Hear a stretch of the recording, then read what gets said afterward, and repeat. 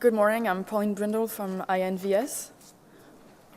On behalf of the International Department of INVS, which is the French Institute for Public Health Surveillance, I'm going to present to you an overview of epidemic intelligence at INVS as an example of practical application of event-based surveillance.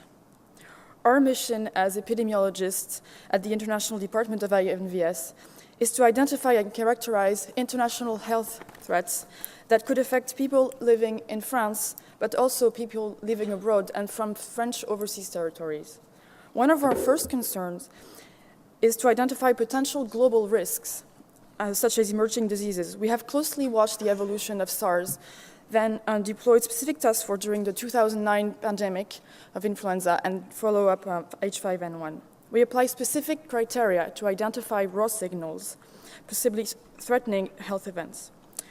When we first come across a raw signal in event-based surveillance, we need to ask different questions concerning its severity. Priority zones on which we focus our attention are neighboring European countries, nearby Mediterranean epi-south countries, extending African countries historically related to France and their neighbors, and also parts of other continents when considering target populations.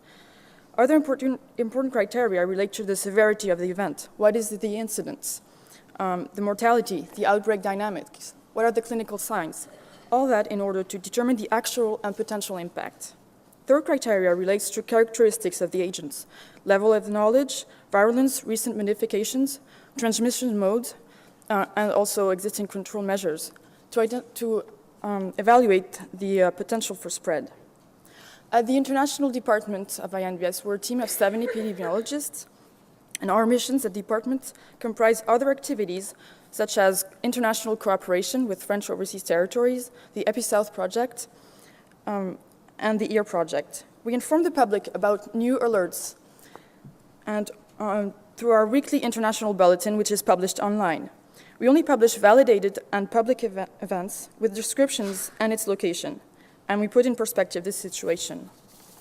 We did a retrospective analysis on the Weekly International Bulletin for year 2011 by classifying articles according to the following large categories: alerts concerning mainland France or concerning overseas territories or international events, and articles on re-emerging diseases. For example, we reported on the following health events concerning emerging and re-emerging diseases: influenza A, H3N2 in USA, West Nile in Europe, and malaria in Greece, and cases of polio in China. Aside from this map displays the events that were published using different colors showing for what area the information was intended. For example, for the French overseas territories in the Caribbean, we reported on 10 cases in Florida and the Haiti cholera epidemic. Aside from the Weekly International Bulletin that focuses on new alerts, we also publish online information notes on specific subjects, such as complex events, ad hoc information.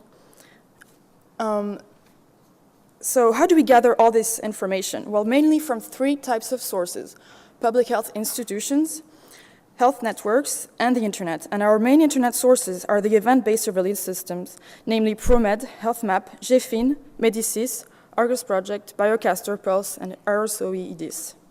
We do a daily consultation of all the systems. Their combined use is the most effective. We're becoming more and more implicated in customization of the systems, such as with Medicis. Systems can adapt to our needs and our feedback on our experience and can help improve the systems too. It's the concept of cross-fertilization. And we also have a project on evaluation. Laetitia talked to you about it yesterday. Sorry, this is going a bit fast. We also, aside from the event-based surveillance, we also rely on networks such as Epi-South, which is a Mediterranean network for communicable disease control, which includes 27 participating countries. INVS's role in this project is to provide epidemic intelligence for the 27 countries with a similar strategy, but that integrates specific Epi-South criteria. A weekly bulletin is also published called eWeb, and we run an early warning secure platform where member countries can exchange national alerts.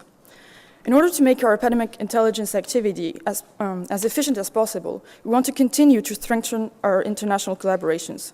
We aim at working in synergy with the other public health institutions and continue our work on customization and feedback with the event-based surveillance systems.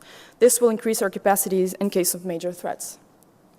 I would like to thank all the event-based systems we use every day, and thank you for hosting the DDD conference, for giving the opportunity to the EI community to be together. Thank you.